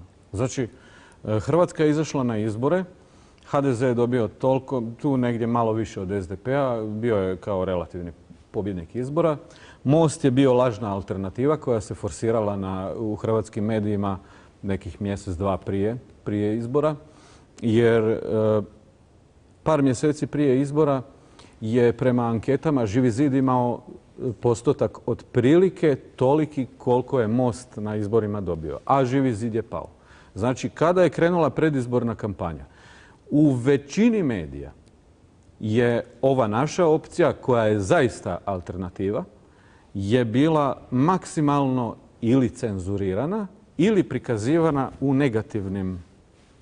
negativnom kontekstu, a Most je doslovno iskakao iz paštete. Znači, digneš kamen, Most, otvoriš konzervu sardina, Most. I sada, HDZ kao relativni pobjednik izbora, SDP tu negdje, jedan igrokaz koji se događao nekakvih mjesec dana, kao oni pregovaraju sa jednima i s drugima, iako je bilo malo i djeci, jako malo i djeci, je bilo jasno da je dogovor napravljen prije. Na kraju krajeva, kada smo malo analizirali kada je Orešković, kada mu se počeo uređivati stan u centru Zagreba, samo na temelju toga je maloj djeci jasno da je sve bio, znači, igrokaz. I onda smo dobili premijera kojeg nismo izabrali. I koji slabo govori hrvatski. Sad, da je Živi zid uspeo da postigne veći rezultat nego što dobili ste jednog saborskog zastupnika, gospodina Sinčića, da ste postigli veći rezultat i da ste došli recimo na vlast, kako biste vi kreirali odnos Hrvatske prema Srbiji i generalno prema hrvatsko-srpskim odnosima? Kakav bi bio vaš stav po tom pitanju? Kakav bi bio stav Hrvatske države? Znači, ja vjerujem u uključivanje. Znači, do dogovora i do rješenja problema se uvijek može doći. Znači, samo treba postojati dobra volja i treba postojati barem sa svake strane 3 čovjeka koji su testirali u zadnje vrijeme kvocijent inteligencije, pa da nije baš na razini sobne temperature, i da sjednu za stol. I da kažu, znači, hrvatska strana kaže, mi bi htjeli razgovarati o tome, tome, tome i tome. Srpska strana kaže, mi bi htjeli razgovarati o ove 4 stvari. Znači, pitanje raseljenih, možda i pitanje te regionalne ili univerzalne jurisdikcije. Možda se i o tome treba, sigurno se treba razgovarati. Ako nekoga nešto žulja, o tome se treba razgovarati, je li tako? Pitanje razgraničenja i još neka pitanja, ne znam, povrat imovine i tako dalje. Ali ako postoji dobra volja i postoje mladi ljudi koji nisu opterećeni ovim svim, koji nemaju ovo sve na leđima. Ja sam, kako bi rekao, gospodin Štrbac, ja ne znam koje je godište. On je 49. jako opterećen time. Ja sam 73. i ja sam donekle već pohaban što se toga tiče. Ja se sjećam tih slika rata. Iz toga ne možeš pobjeći cijeli život.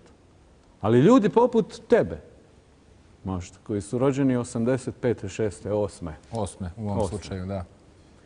Možda ljudi poput Sinčića, koji je rođen, koji je tu negdje. Još mlađi od mene, da. Znači, ljudi koji gledaju u budućnost, kojima je bitno da narodi na ovim područjima budu dobri susjedi, da surađuju. Imamo, Hrvati i Srbi imaju nevjerojatno puno, kako bi rekao, potencijala za suradnju i za građenje jednog boljeg svijeta na ovom području. Govorimo prije svega jezik za koji nam ne treba prevoditelj. Jedni i drugi. Znači se razumijemo savršeno.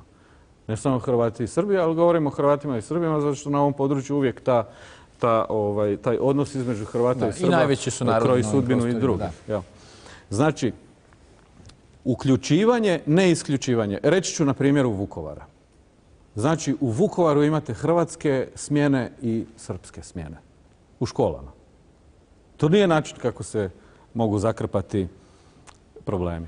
To nije način da se zalječe traume iz rata.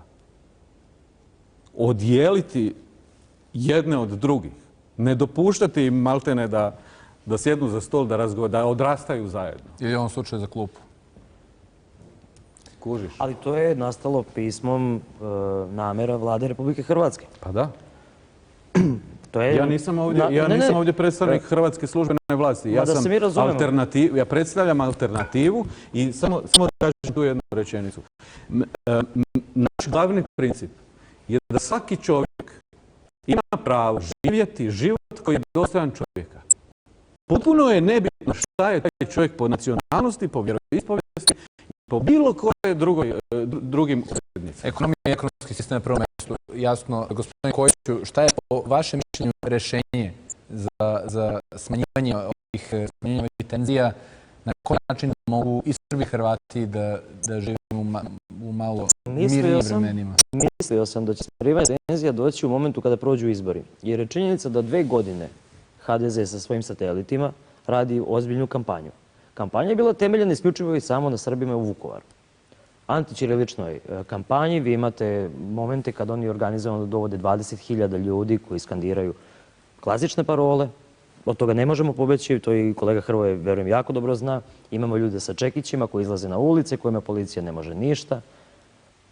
I imamo, kažem, tu neku srpsku zajednicu koja je bila potpuno nezainteresovana za tu dvojezičnost. Do momenta dok se nije digla prašina takva kakva jeste. Da li nas mi to da želimo? Da li je to nekakav inat? Da, verovatno jeste. Danas je želimo. Ali činjenica da je dvogodišnja kampanja koja je urodila plodom, da se mi razumemo, je bila opet temeljena i samo na antisrpskom pitanju. S druge strane, pitali ste ko je izglasao ovu vladu? Izglasali su i stanovnici Republike Hrvatske. Tu nema rasprave. Premijera nisu. Premijer je imaginarna ličnost. Mislim da će on vrlo brzo u nekakvu istoriju. To je neosporno. A sa druge strane, šta je neophodno da se mi povedemo u nekakvom pravcu neke bolje i svetlije budućnosti? Evo, imali smo i to priliku da vidimo. I to pre nekoliko dana. Koliko juče, prekjuče. Imali smo američkog izaslanika za holokaust, koji je obavio razgovore sa predsjednicom Kolindom i sa premijerom Oreškovićem. Isti dan i predsjednica i premijer su imali za shodno da sazovu konferenciju za štampu gdje su oni decidirano osudili ustaški režim kao zločinački.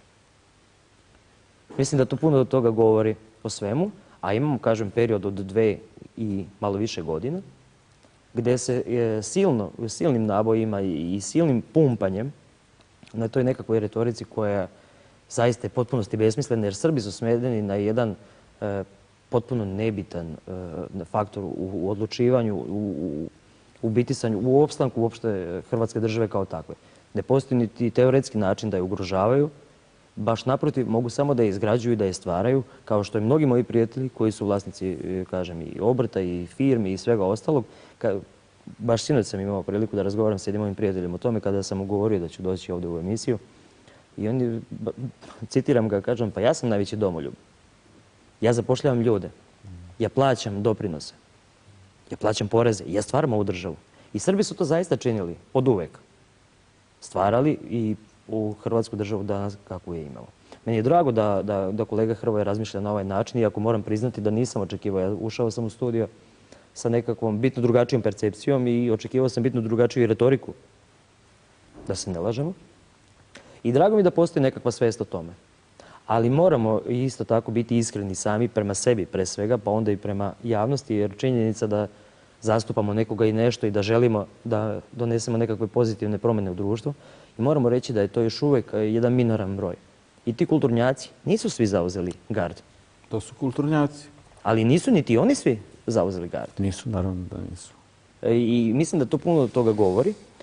Sreća je i nada moja, čak više sam uveren u to da ova vlast, da ovaj saziv, ovakav kakav jeste ove vlade, neće dugo potrajati, jer oni su zaista vezani pre svega interesno, više manje ideološki.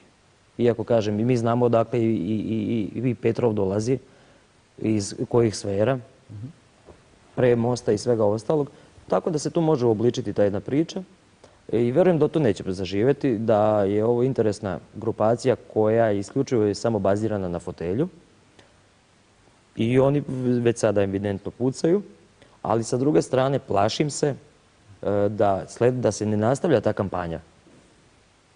Taj oprobani metod, ako se ide na rušilački i remetilački faktor za koji se, eto kažem, srpsko biće i dalje danas vezuje, da ne budemo mi, kažem, i dalje predmet te kampanje, jer mi poštujemo pre svega Republiku Hrvatsku i to nam niko ne može osporiti. Mi živimo, stvaramo i radimo. Ono što mi želimo, elementarno naše pravo, da budemo slobodni građani. Ništa više, niti manje od toga. Eto, vidite, gospodine Runtiću, kako na kraju se može uvek lepo naći zajednički jezik kad se razgovara o svemu, kao što ste i vi rekli.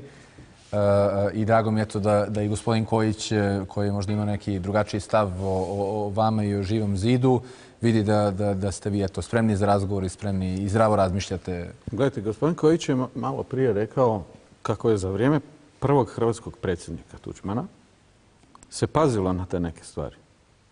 A danas se ti duhovi ponovo puštaju van.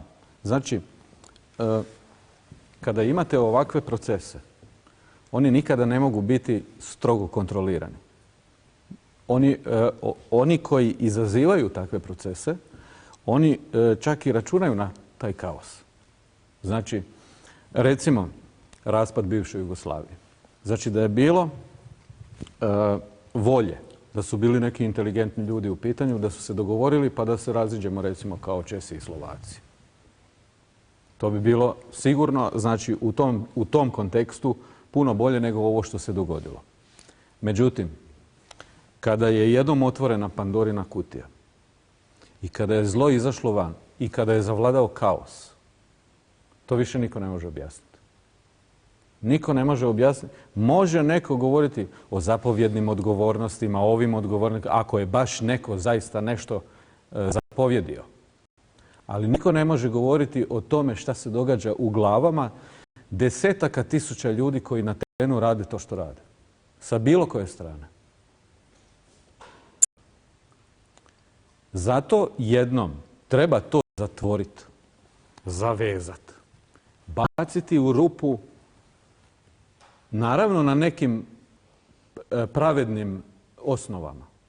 A te pravedne osnove moraju se donijeti za jednim stolom gdje stoje razumni ljudi, gdje sjede razumni ljudi. Drago mi je što sam ovo čuo. I tu vidim da bi se možda moglo nešto, ali opet, kažem, Hrvatska je samo dio ovog svijeta u kojem živimo. A mi ga činimo i mi ga moramo menjati. Mi se trudimo, mi se kidamo već godinama da radimo na tome da, kako bih rekao, da budimo spavače i da ove koji su donekle budni, da im dižemo svijest. Da pogledaju oko sebe, razmisle što se događa. Je li to dobro ili loše? Neka budu kršćani.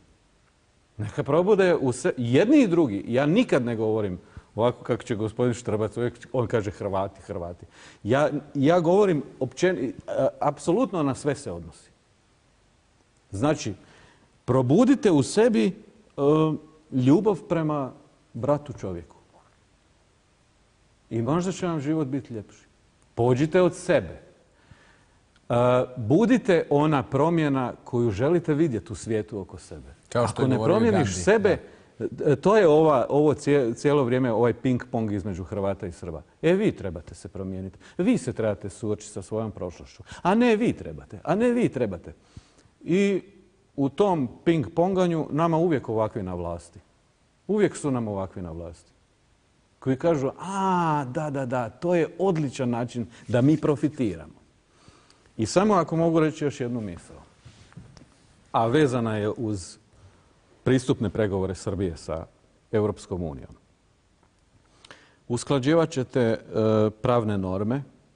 Oni će vam govoriti Od prednjeg točka na biciklu do stražnjeg mora biti toliko centimetara. Mediji će o tome pisati. O tome koliko krastavac mora biti velik. Kako se pakira. Je li ovolika tegla, onolika. A suština će biti usklađivanje ovršnog zakona sa onim što Europa traži. Taj ovršni zakon će biti napisan u Srbiji prije nego što uđe u Europsku uniju i bit će testiran. Biće par balona, je li ide sve dobro, je li podmazano, je li svaki zarez na mjestu. I onda će krenuti pljačka kakvu do sada niste vidjeli. U Hrvatskoj je izvedena i u tijeku je, a Srbiju to čeka. Krenut će pljačka. Ova neoliberalna ekipa će vas opljačkati do gole kože. Uzet će vam nekretnine, uzet će vam sve što... Počet će vam dizati cijene energenata. Onda nećete moći plaćati, plaće će ostati iste. Nećete moći plaćati struju, pa kada zakasnite, onda će vam ići ovrha, skinut će vam cijelu plaću, pa nećete moći plaćati kredit, pa će vam sjesti ovrhom na nekretninu, pa će vas izbacivati. I sve će to provoditi srpski sudovi koji su usklađeni sa Europskom unijom. Dobro, sad smo malo skrenuli sa teme, ali i to je svakako važna tema. Gospodine Štrbac, šta vi mislite, na koji način može da se desi to neko i katarza i to pomirenje i o svemu o čemu smo pričali, što bi trebalo da se desi, na koji način bi to trebalo se desiti, na koji način, evo, gledaoci, obični građani koji, evo, ovo večeras gledaju i možda hoće da učestvuju u svemu tome, hoće da učestvuju u tom nekoj promjeni svesti, širenju svesti, na koji način oni mogu da učestvuju po vama? Dakle, činjenica je da svijet na mladima ostaje. Ono što ja znam, a pratim sve što se dešava u Hrvatskoj, postoji jaka indoktrinacija u svim segmentima društva tih mladih ljudi.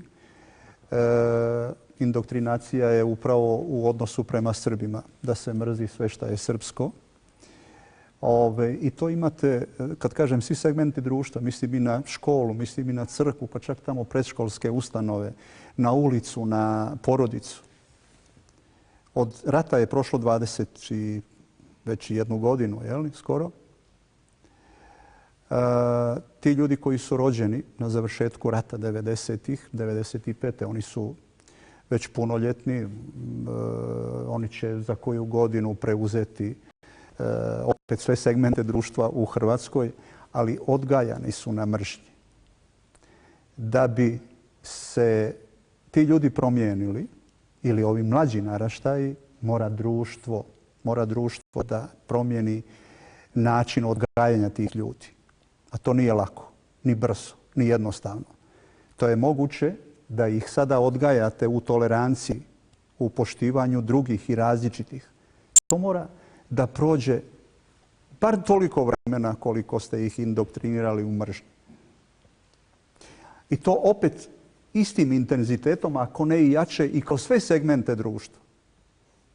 Nije dovoljno da sada predsjednik, predsjednica države ili najjači čovjek politički, mislim na Karamarka, kad dođe neko iz Amerike ili iz Europe, pa da oni daju jednu izjavu u nekom tolerantnom smislu, a sutra već rade po svome.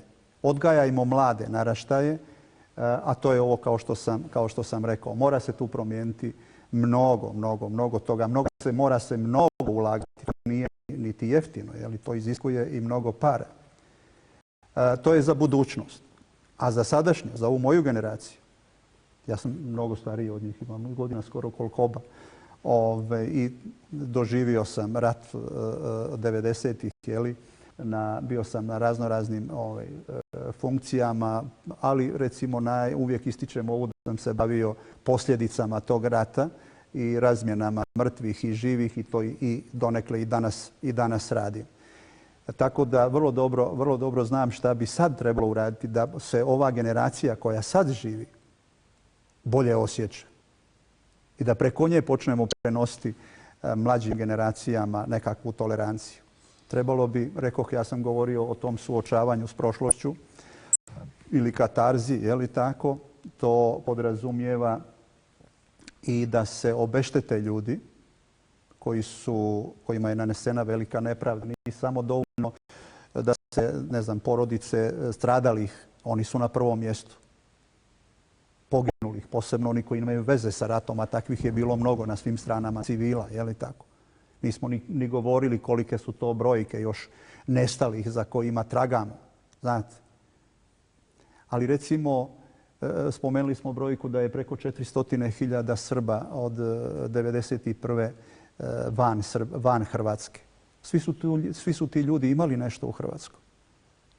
Neku imovinu, neke stanove, neke penzije, štedne uloge. Sve je to još neriješeno. Ili ako se nešto i radilo, to su sve bili samo počeci. 50.000 stanova, neko će reći manje, ima i 40. Bilo koja brojka, ako ćete uzeti 30, 40, 50, sve su to velike, strašne brojke, jel da? 50.000 penzionera kojima nisu isplaćene penzije od 1991. do 1995. godine. Kuće se sporo obnavljaju. Umjesto stanova daju se nekakvi zamjenski stanovi pod veoma rigidnim uslovima. Sve bi to trebalo pronaći načina da se ti ljudi obeštete. A moguće je i to bi trebalo da počne odatle suočavanje s prošlošću i da idemo ka toleranciji i boljitku. Gospodine Kojiću, samo bi da se nadovežem na ovo izlaganje gospodina Štrbca. Da, radi se o indoktrinaciji, ne možemo im pobjeći od toga. Navest ću samo jedan primjer, a to je, kažem, deo školskog kurikuluma. Naime, sve osnovne škole u Republici Hrvatskoj obavezne su jednom u toku školske godine, tačno da li 7. ili 8. razred, da dovedu svoje učenike u Vukovar da bi posjetili memorijalne centre, dakle u bolnici, na Ovčari. Uglavnom, to je jedno ozbiljno pitanje, pazite.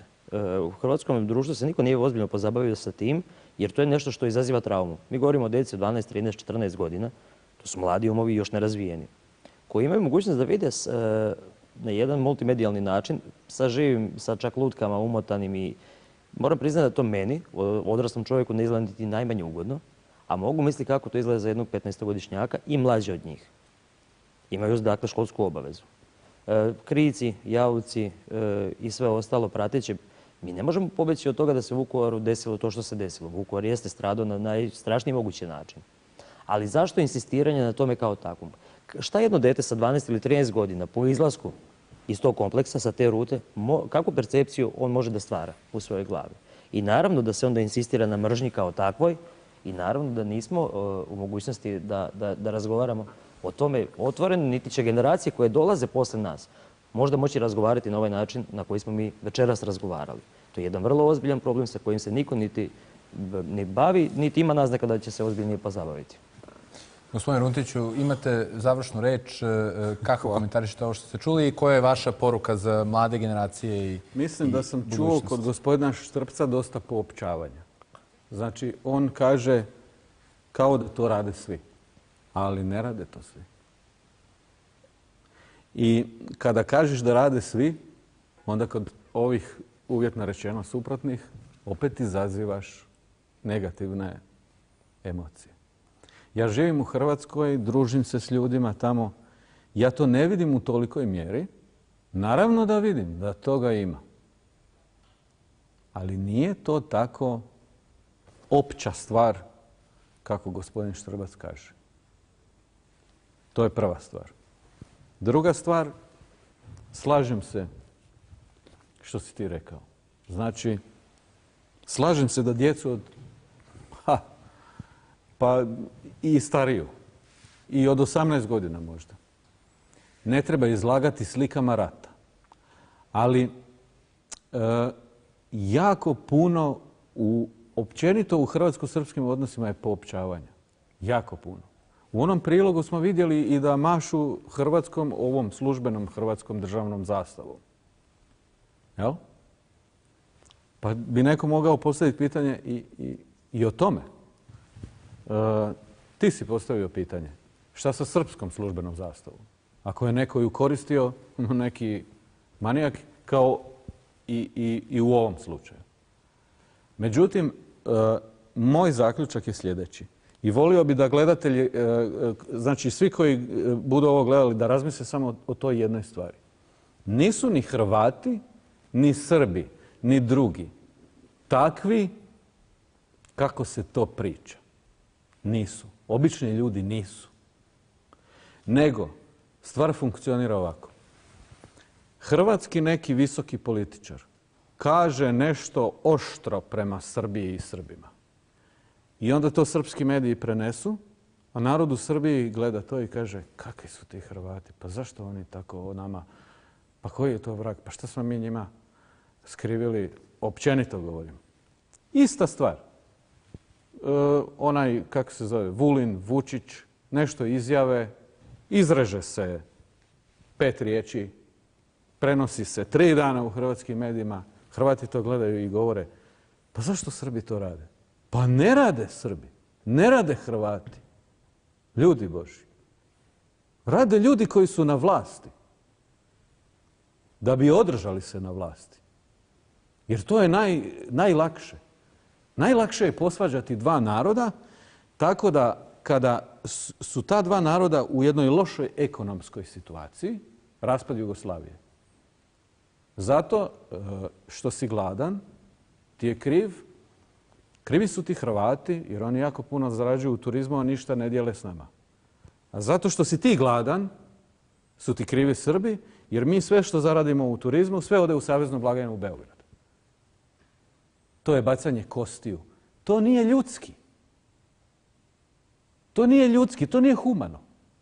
Većina ljudi nisu luđaci, nisu zli. Većina ljudi su ljudi koji pokušavaju nahraniti svoju obitelj, školovati svoju djecu, živjeti jedan srednje strujni građanski život. To su većina Hrvata i Srba. I svih drugih. I onda se u Francuskoj pojavi ona Marine Le Pen ili kako se zove i onda Njemci kažu pa Francuzi su fašisti.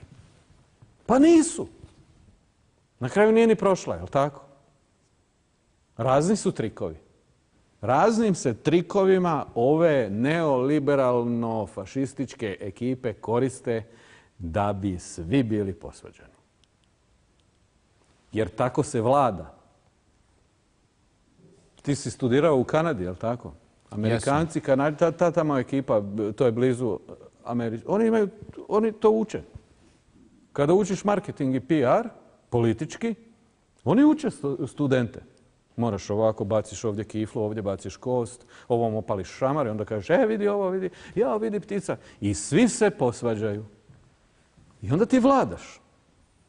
Da ne postoje te stvari, pa svi bi ovi iz politike otpali. Sve ove današnje elite političke, nisu to nikakve elite, to je dno. Zahvaljujem se svima što ste gostovali večeras u emisiji. Mislim da smo razgovarali o nekim vrlo važnim stvarima. Ja se iskreno nadam da ćemo imati priliku ponovo da se vidimo, možda u vezi sa nekim veselijim temama i nadam se da nas čekaju bolje vremena i Srbiju i Hrvatsku i čitav ovaj region, naravno i Republiku Srpsku i ovdje gdje se trenutno nalazimo. A mi se vidimo sljedećeg petka u isto vrijeme. Laku noć, prijatno.